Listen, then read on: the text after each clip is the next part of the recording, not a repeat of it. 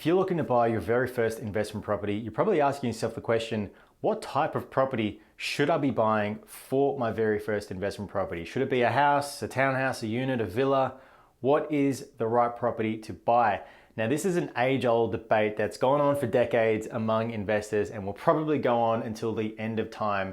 Are houses better or are units better? Which one to buy? Now, for first-time investors, I would always encourage you to buy a freestanding home over a townhouse or a unit for at least your very first couple of properties.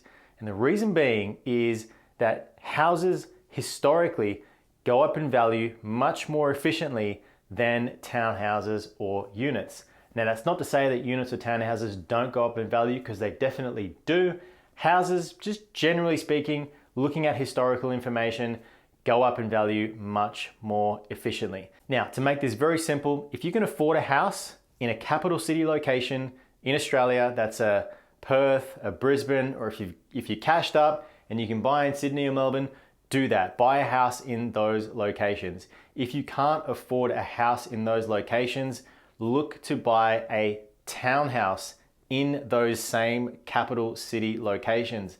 And if you can't afford a townhouse, that's when you can look at an apartment or a unit in any one of those locations to get your first investment property.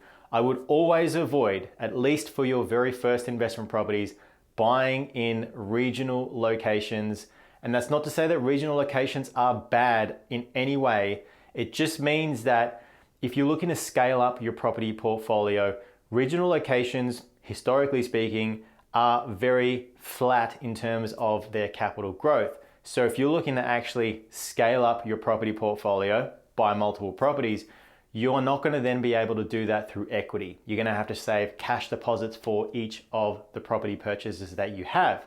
Whereas if you're buying houses in capital city locations, the one and only deposit that you're actually going to need to save for is going to be the very first deposit, because every one after that is likely going to be coming from the equity that you would have in your property portfolio. This is what I have done by myself over the last 5 or 6 years. The very first property I bought was with cash.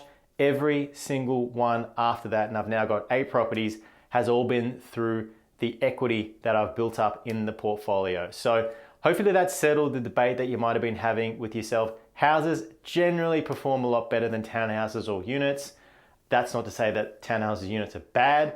It just means that depending on what your goals are, you're able to actually scale up your portfolio much, much sooner. So if you want help scaling up and building your property portfolio, reach out to my team at smashpropertyinvesting.com.au. All the details are in the description below.